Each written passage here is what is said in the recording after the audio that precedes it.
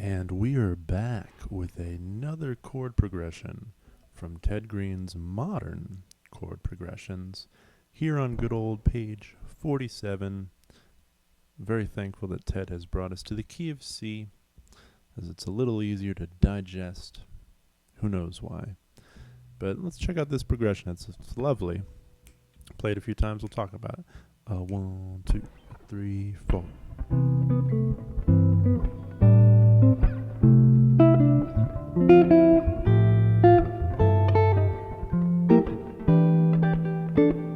That's it. One more.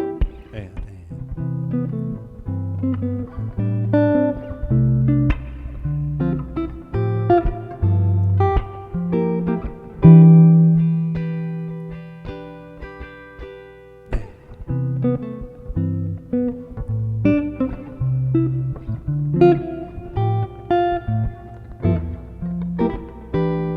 Really trying to bring out the melodic line on top and.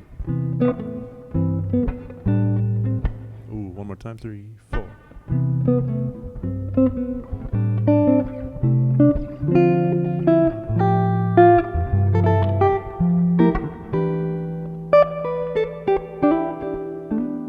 Trying to have a little fun with it. 2, 3, and.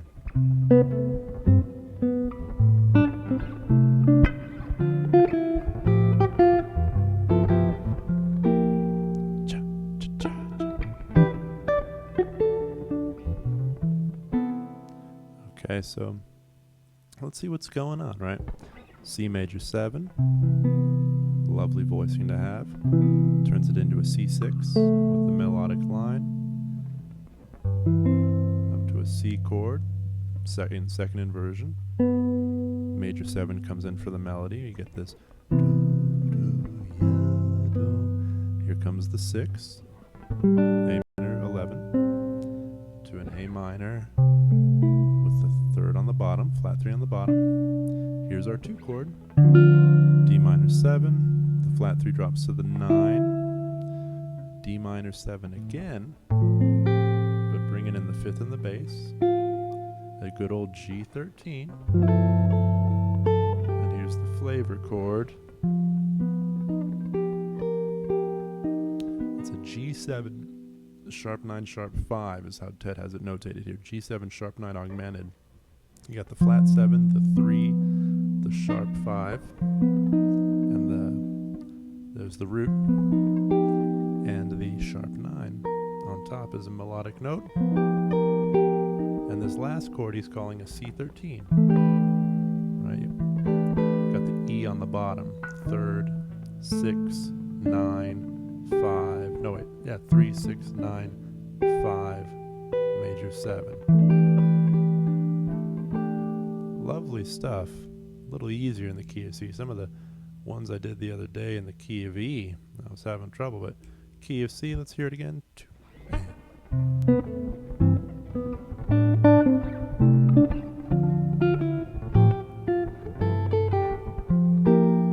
Yeah.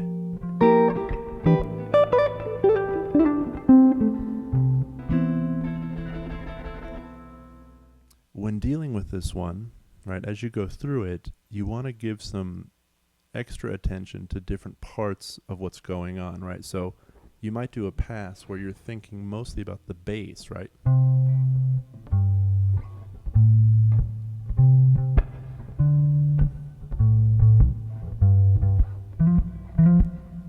Right? Just that bass line, right? I'll start trying to emphasize it with the chord. You can think about rhythmic games where I'm doing bass and then higher pitches, bass, treble, right? I got bass, got bass, got bass, got bass, right? Hearing that bass, and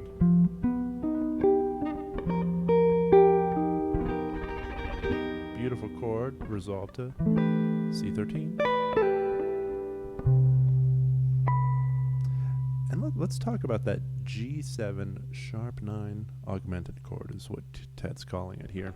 To finger this guy, right, you want to middle is on the bottom. right? Middle, pinky, you're barring the middle. So you've got, speaking frets here, you've got 7, 8, or pardon me, you've got 8, 9, 8, then the ring finger comes in, right?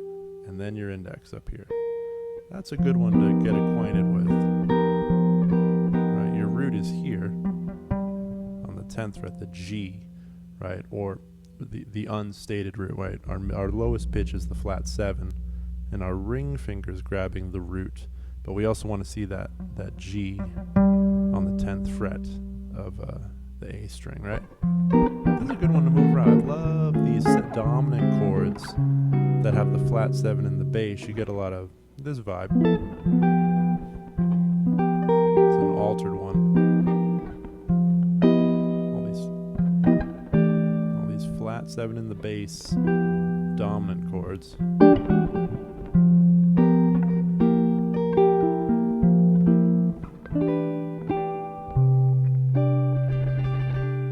Also, Ted's calling this resolution a C major 13, but you also want to grok that's an E minor 11 chord, right? If you're thinking of the E as the root, you got the 1, the 11, the flat 7, the minor 3rd, and the 5.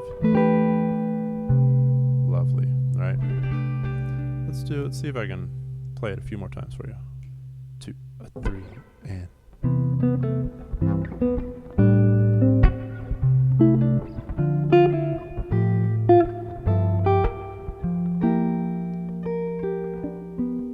Made an error on that G7.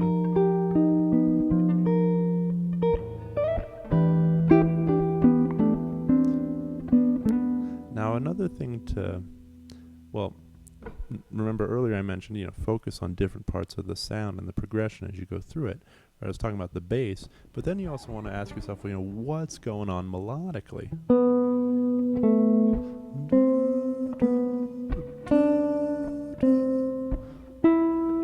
This ascending thing, it's beautiful. Good times. That's fun, right? See, can you pull out the melody, right? Let's see if I can accentuate the melody a little bit.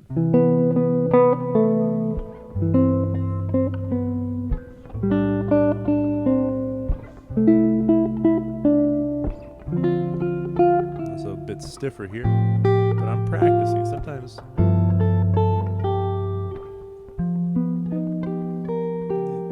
it doesn't really sound good to say practice stiffly, but you want to practice deliberately and precisely, right? And what are you focusing your precision on? Are you focusing on the melodic line on top?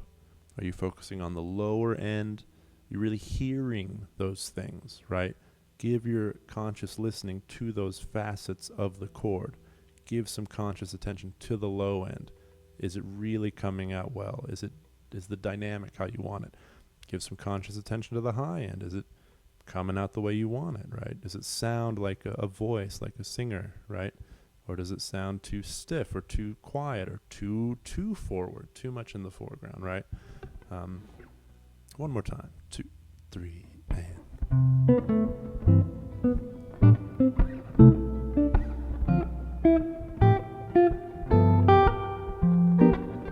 So there was a bit more punchy, right?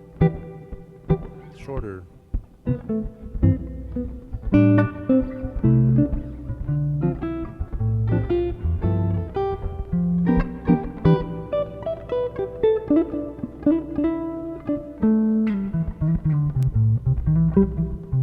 Now, I won't be as punchy, I'll be.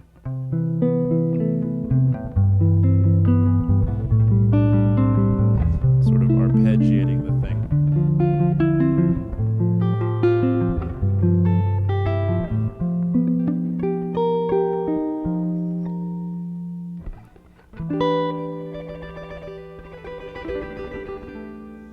That's a lovely one. Give it a shot. Page 47, the 1, 2, 3, 4th progression down the page. Every one of these is a gold mine. They're all gold mines. So even just getting one of these in your hands and in your ears will be very fruitful.